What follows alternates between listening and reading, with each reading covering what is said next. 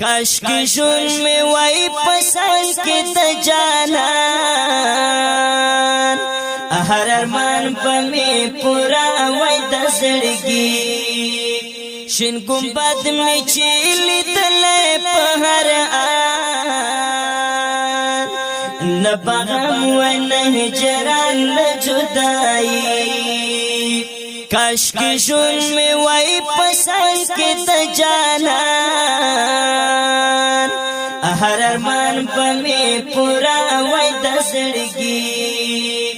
شین ګمبد می چیلی تل په هر آن نه بغم و نه هجران نه جدائی ارمان سپ مدینہ کی اوسیدلے الحمد لله رب العالمين والعاقبة للمتقين والصلاة والسلام على رسوله محمد وعلى آله وصحبه أجمعين أما بعد فأعوذ بالله من الشيطان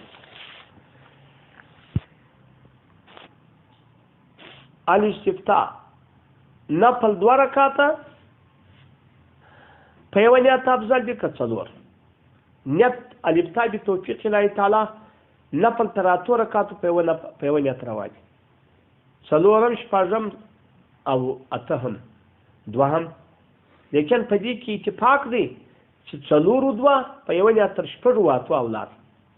ځکه په دې کې سره حدیثونه راځي هغه ماشه د جواز دی اولاد هغه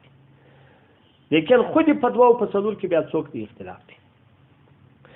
دغه حدیث راغی چې صلات الليل مسنا ترجمه دغه د شپه کېږي لیکن خو باندې پس وای څلور رکعات په یو سلام دا افضل دی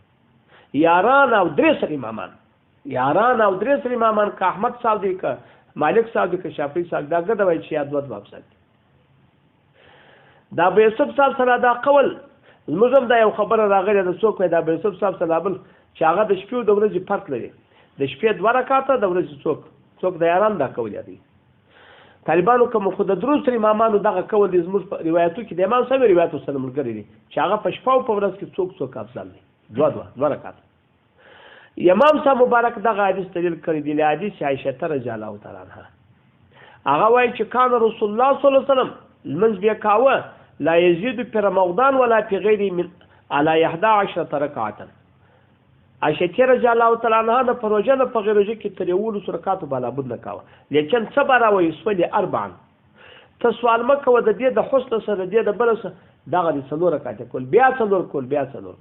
نو هغه د 4 رکعات په یو نیت رااله د شپې لیکن طالبان د دې جواب دادي چې مسلم خپل په تورو دغه د سانکل کړ دی خدای ستوري ودی چې یصلی رسول الله کول 4 به تسلیمتین په 2 سلام سم دم په توري ودی چې په 2 کول په 2 سلام کول دا په خبره باندې پوسواد کنه تاسو په د الفاظ کته چې ذکر په 2 سلام وکول په 2 نه په تور ده یروي سما دا طالبان ورته ګوري دا اول جواب راولا کو مسلم صفه چې دی اول 204 کې دوست لیکن مصنف د ابن شیبه کې عجب نادر وای دا عبد الله بن مسعود سره نقل کوي چې من صلا 4 بتسلیمه بالليل کچا 4 رکعات په تسلیم په شپه کې وکړه او دل به قیام ليله القدر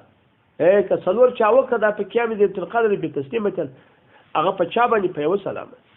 جواب نو وای دا غل منځي دا کته چې دا کته راځي جواب نو وای دا غل منځي چې ماخصم تل منځ مخ کې دا غل منځي چې شاتل منځ مخ کې د ماخصم تل منځ ما خبر ته غواړم سه د ماخصم تل منځ وځ نو ځکه یو سنت زوایت دی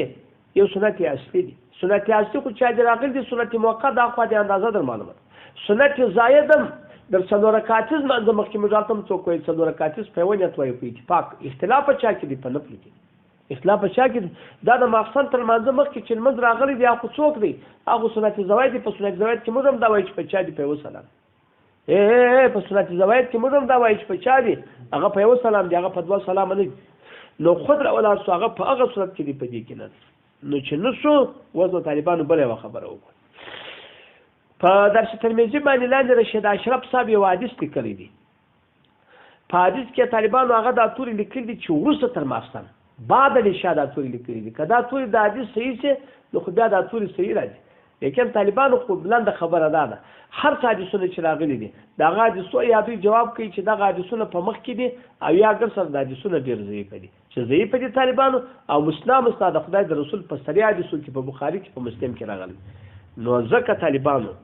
زمر متأخرو علماو مطلقه فتوا پر چا وکړ پر کول د دې درو ائمه ودیت راووسته د یارانو که څومره د مختار په 1500 صفحه کې فتوا د چا پر کول ته نقل کړي امام صاحب هغه حتی هدایت درته وایي د دې تحریمه ادومه ده د دې مشقت زیات دی نو ځکه څلور رکعات په ونه ترابل څوک لري ثواب لري لیکن خدا عقلی دلایل دي په صریح حدیث کې څوک را دي راغلي مسلم نو خدا صح کول دا دي چې دوه رکعات وسی خو دا ماری پر سنن صدرم جلد اصول شلمه درس ترمذی دوم جلد اصول وایم مناج سنن دوم جلد 209 فتوا د متأخرینو پر کول د صاحبینو تا د اخلاصو دغه خبره زو خو ما چې کوا رقم چې کوي خو ما ځینې چې ګسره پرېژنې نیوکه دغه ځای د صفات شي سیده خو ما چې دا مسله و د تو